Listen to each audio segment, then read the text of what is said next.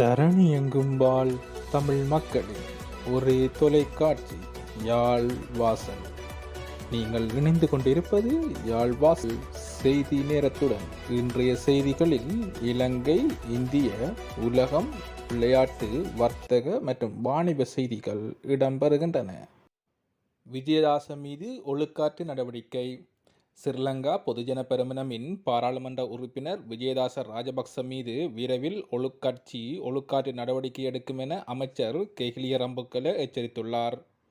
கொழும்பு துறைமுக நகர பொருளாதார ஆணைக்குழு சட்டமூலம் தொடர்பில் குற்றச்சாட்டுக்களை முன்வைத்த விஜயதாச ராஜபக்ச யதார்த்தத்தை புரிந்து கொள்ளாமை வருத்தமளிப்பதாகவும் கெஹிலிய இதன்போது குறிப்பிட்டிருந்தார். மானிப்பாயைச் சேர்ந்த பெண் கொரோனாவால் மரணம். மானிப்பாயைச் சேர்ந்த 65 வயதுடைய பெண்ணொருவர் கொரோனாவினால் மரணமடைந்துள்ளார். இத்தகவலை வடமாகாண சுகாதார சேவைகள் பணிப்பாளர் மருத்துவர் கேதீஸ்வரன் தெரிவித்துள்ளார். யாழ் போதனா வைத்தியசாலையில் சிகிச்சை பெற்று வந்த பெண்ணொருவரே இவ்வாறு உயிரிழந்துள்ளதாக சுகாதார சேவை பணிப்பாளர் குறிப்பிட்டிருந்தார். நாள்பட்ட சிறுநீரக செயலிழப்பு நோயினால் பாதிக்கப்பட்ட அவர் யாழ் போதனா வைத்தியசாலையில் சிகிச்சை பெற்று வந்த நிலையில் கோவிட்-19 தொற்று நோய் காரணமாக உயிரிழந்துள்ளார். புலிகள் மீளுருவாக்க முயற்சி, புதுக்குடியிருப்பில் 2 கைது. பயங்கரவாத செயற்பாட்டினை உருவாக்கும் நோக்குடன் குழுக்கள் அமைத்து செயற்பட்டமை மற்றும் விடுதலை புலிகள் அமைப்பினை மீளுருவாக்க முயற்சித்த குற்றச்சாட்டில் யாழ்ப்பாணத்தில் 4 கைது செய்யப்பட்டுள்ளதை தொடர்ந்து முல்லைத்தீவு புதுக்குடியிருப்பு பிரதேசத்தில் இன்று 2 கைது செய்யப்பட்டுள்ளனர். அண்மையில் இந்தியாவில் ஆயுதங்களுடன் கைது செய்யப்பட்டவர்களுடன் தொலைபேசி உரையாடலை மேற்கொண்டனர் என்ற சந்தேகத்தின் அடிப்படையில் யாழில் வைத்து கைது செய்யப்பட்டவர்களுடன் தொடர்பினை பேணிய குறித்த குடும்பஸ்தர் கைது செய்யப்பட்டுள்ளனர். 45 அகதியுடைய பாடசாலை வீதி வள்ளிபுனம் புதுக்குடியிருப்பினைச் சேர்ந்த குடும்பஸ்தரே இவ்வாறு அதிகாலையில் பயங்கரவாத குற்றத்தடுப்பு பிரிவினரால் கைது செய்யப்பட்டுள்ளார். இவர் மேலதிக விசாரணைகளுக்காக கொழும்பு அழைத்துச் செல்லப்படுவதாக தெரிய வந்துள்ளது. எரிவாயு விலை அதிகரிக்க வாய்ப்பு. எதிர்வரும் மே மாதத்தில் சமையல் எரிவாயுவின் விலை 195 ரூபா முதல் 200 ரூபா வரையில் அதிகரிக்கக்கூடும் என அரச வட்டார தகவல்கள் தெரிவிக்கின்றன. 12.5 கிலோகிராம் நிறையுடைய லீட்டர் நிறுவனத்தில் சமையல் எரிவாயு சிலிண்டரின் விலை 700 ரூபாவிலும், லாம் நிறுவனத்தின் சமையல் எரிவாயு சிலிண்டரின் விலை 655 ரூபாயிலும் அதிகரிப்பதற்கு நுகர்வோர் அதிகார சபையிடம் அனுமதி கேட்டுள்ளனர் என்பதாக இந்த நிறுவனங்கள் தெரிவித்தன.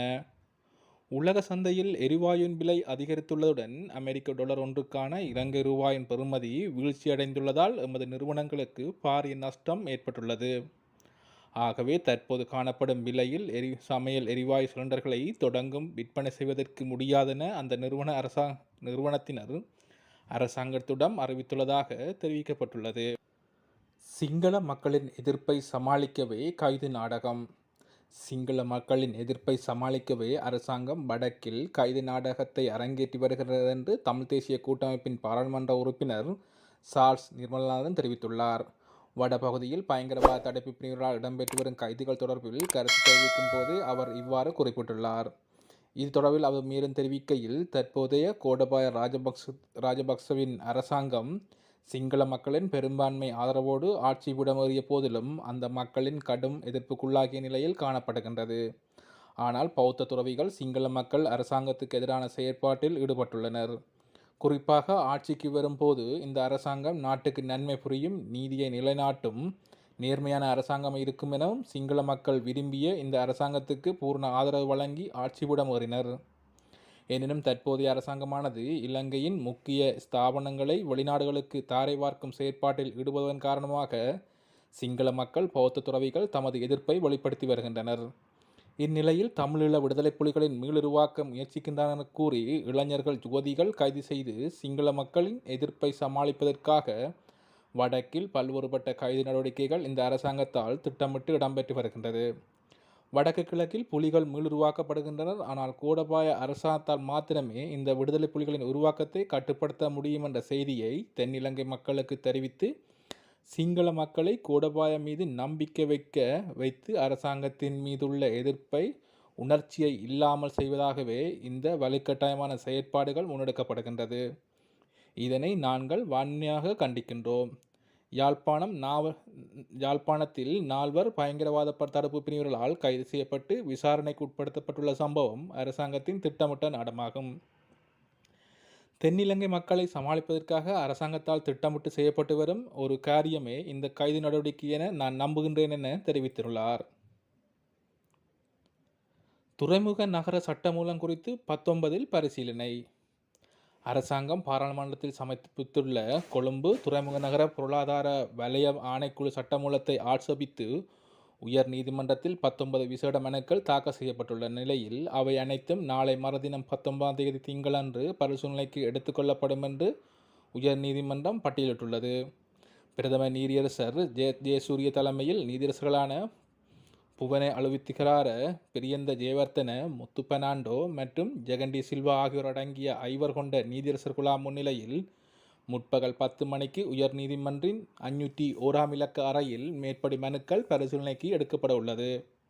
இவ்வாறு பரிசீலனைக்கு எடுக்கப்பட உள்ள மனுக்கள் அனைத்தும் அரசமைப்பின் 120வது உறுப்புரிமை அமைய உயர் நீதிமன்றத்தின் அரசமைப்பு சார் நிதியத்தின் உறுதிப்படுத்தும் வகையில் தாக்கல் செய்யப்பட்டுள்ளன.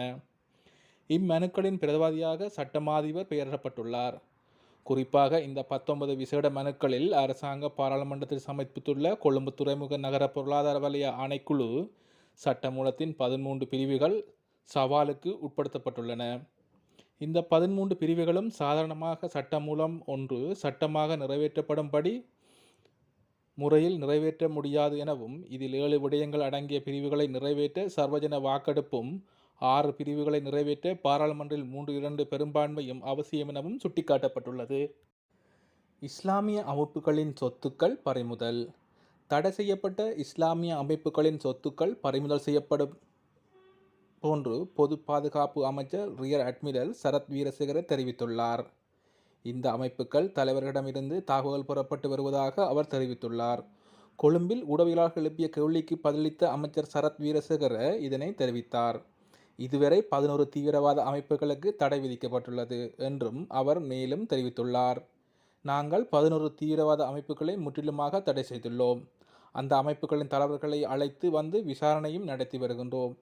அவர்களின் சொத்துக்கள் மற்றும் வங்கிக் கணக்குகள் குறித்து எங்களுக்கு அறிக்கை கிடைத்தவுடன் நாங்கள் அவற்றை பறிமுதல் செய்வோம்.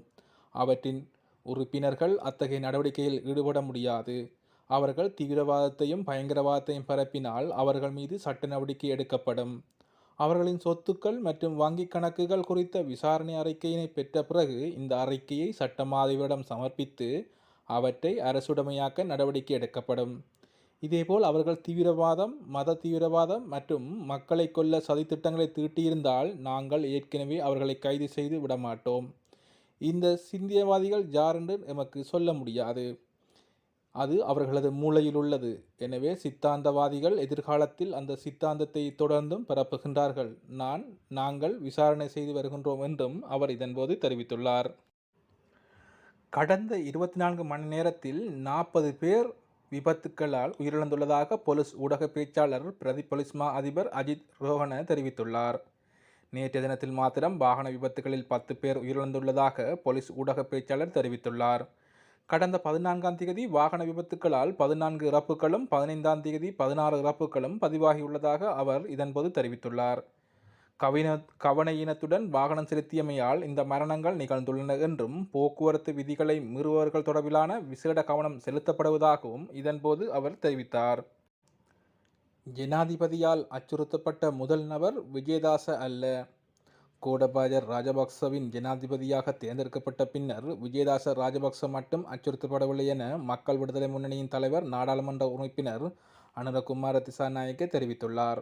நாடாளுமன்ற உறுப்பினர் ஒருவரையே ஜனாதிபதி அச்சுறுத்தும் போது சாதாரண பொதுமக்களின் நிலை என்ன என்றும் அவர் கேள்வி எழுப்பியுள்ளார். எனவே மிரட்டல் மற்றும் அச்சுறுத்தல்கள் நாட்டை ஆட்சி செய்யும் ஜனாதிபதியும் அரசாங்கமும் மேற்கொண்ட முயற்சிகள் தோற்கடிக்கப்பட வேண்டும் என்று அனுரகுமார திசாநாயக்க குறிப்பிட்டுள்ளார். கொழும்பு துறைமுக நகர பொருளாதார ஆணைக்குழு தொடர்பான நாடாளுமன்ற உறுப்பினர் தெரிவித்த கருத்து தொடர்பாக தனது கருத்தை தெரிவிக்கும் ஜனாதிபதிக்கு உரிமையுண்டு. ஆனால் ஒரு நாடாளுமன்ற உறுப்பினர் அல்லது சாதாரண மக்களின் கருத்துக்கு பதிலளிக்க பல்வேறு வழிகள் உள்ளன. ஜனாதிபதி ஊடகப் பிரிவு அல்லது அரசாங்க தகவல் திணைக்களம் ஊடாக அந்த அறிக்கைக்கு பதிலளித்திருக்க முடியும். மிரட்டல் மற்றும் அச்சுறுத்தல்களால் நாட்டை ஆட்சி செய்ய ஜனாதிபதியும் அரசாங்கமும் மேற்கொண்ட முயற்சிகள் தோற்கடிக்கப்பட வேண்டும் எனவும் தெரிவித்துள்ளார்.